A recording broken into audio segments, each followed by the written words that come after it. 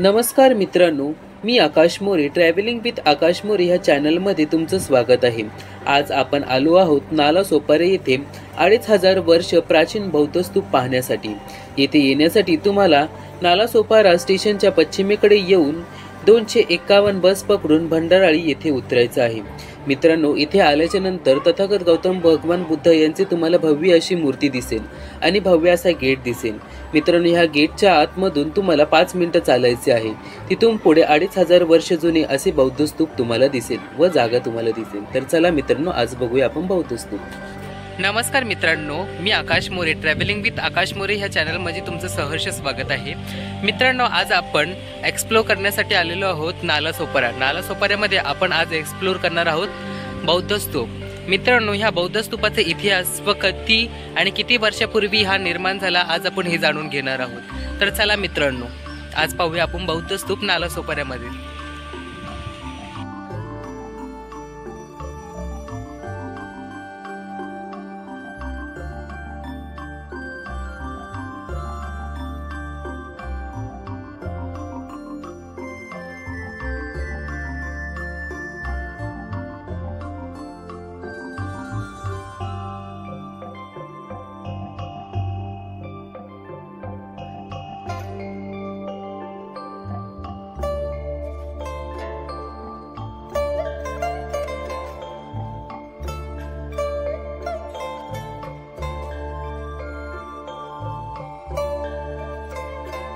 मित्रांनो, मी तुम्हाला सांगितल्याप्रमाणे नालासोपारा आणि बौद्ध स्तूपाचा इतिहास आणि हे किती वर्ष जुनं आहे। तर मित्रांनो, नालासोपारा आणि बौद्ध स्तूप हे जवळजवळ 2500 वर्ष पूर्वी जुनं आहे। या स्तूपाची निर्मिती व्यापाऱ्यांनी केली होती। मित्रांनो, सध्याला ह्या स्तूपाचे इथे अवशेष सापडतात आणि ते आपल्याला बघायला भेटतात। मित्रांनो, ही जी धरती आहे, ही जी प्लेस आहे, ही जी जागा आहे, तथागत गौतम बुद्धांच्या पदस्पर्शाने पावन झालेली आहे। तर आता आपण वळूया नालासोपाराकडे। नालासोपारा मित्रांनो, खूप प्रसिद्ध आणि प्रभावशाली याचा इतिहास आहे आणि हे शहर खूप प्रसिद्ध आहे नालासोपारा। मित्रांनो, नालासोपाराचे पूर्वीचे नाव सूरपारक असे होते। सूर म्हणजे शूरांची, पार म्हणजे नगरी असे होते। पहिल्या काळी अपरांचित म्हणजेच गुजरातमधील नवसारी आणि कर्नाटकामधील गोकाडा ह्या प्रांतापर्यंत ही राजधानी होती। मुंबई छोट्या छोट्या गावांनी बनलेली त्यावेळी हे नालासोपारा शहर खूप प्रसिद्ध होते। मित्रांनो, नालासोपाऱ्यामध्येच म्हणजे सोपाऱ्यामध्ये त्या काळी छत्रपो आणि मगसांतीचे राज्य होते।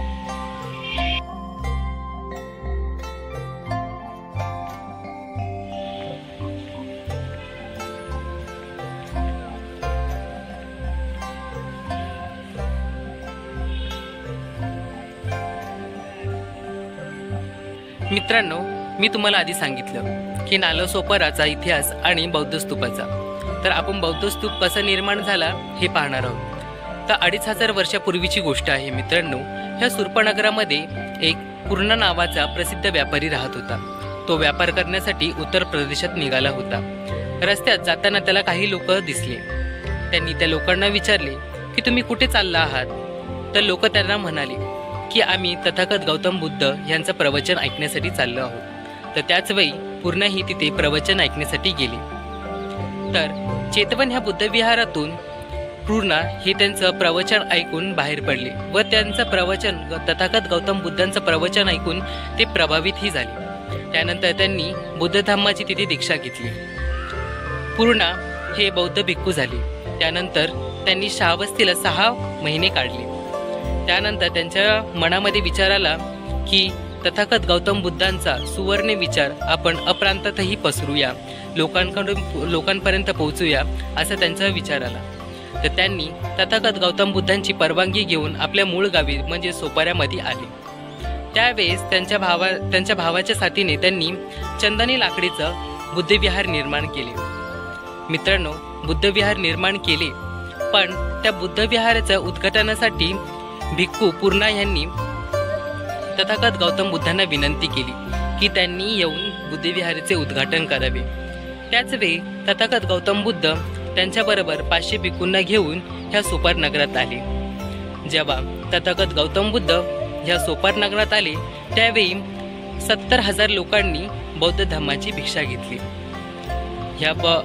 या सोपार नगरामध्ये त्यांची आठवण या स्तूपामध्ये कायम राहावी, म्हणजेच ह्या स्तूपामध्ये कायम राहावी तथागत गौतम बुद्धाची आठवण म्हणून भिक्खू पूर्णा यांनी तथागत गौतम बुद्ध यांच्याकडे त्यांचे भिक्षापात्रेची मागणी केली व त्यांच्याकडून भिक्षापात्रे घेतली।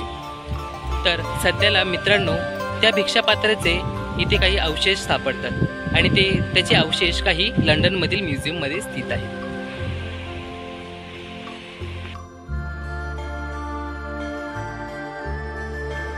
मित्रांनो, सोपारा स्तूपाचे उत्खनन सुमारे 7 एप्रिल 1982 रोजी पंडित भगवानलाल इंद्रजी या भारतीय व्यक्तीने केले होते। ते एक प्रसिद्ध पुरातनशास्त्र, शिलालेखशास्त्र तसेच अवकाशशास्त्र होते। मित्रांनो, उत्खनन करतावेळी खूप काही दुर्मिळ वस्तू तिथे सापडल्या। त्यामध्ये एक दुर्मिळ वस्तू म्हणजेच अशोक सम्राट यांनी 14 बुद्ध शिलालेख हे पाली भाषेत लिहिले होते। त्यामधील 8वा शिलालेख येथे उत्खनन करताना भेटले असे समजले जाते।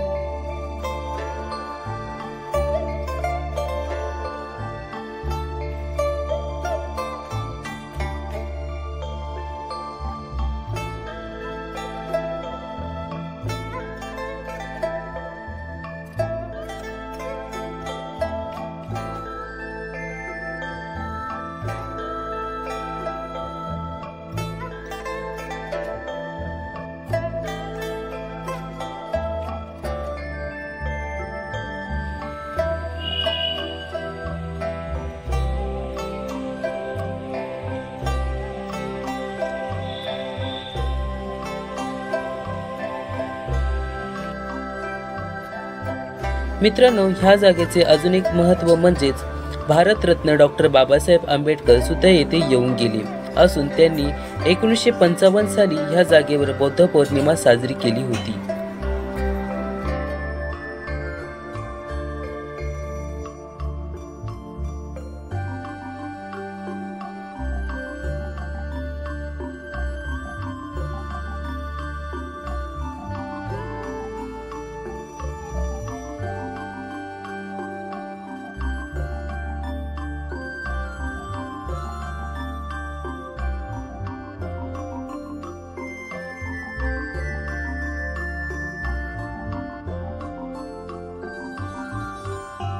तर मित्रांनो, तुम्हाला आजचा नाला सोपारा आणि बौद्ध स्तूपाचा 2500 वर्षे पूर्वीचा इतिहास आवडल्यास लाईक आणि सबस्क्राईब करा आणि शेअर करायला विसरू नका। मित्रांनो, आपले ह्या नवीन व्हिडिओ पाहण्यासाठी तुम्ही सबस्क्राईब करायला विसरू नका आणि बेल आयकॉनला क्लिक करा। तसेच तुम्हाला आपल्या व्हिडिओचे नवीन नोटिफिकेशन येतील। थँक्यू।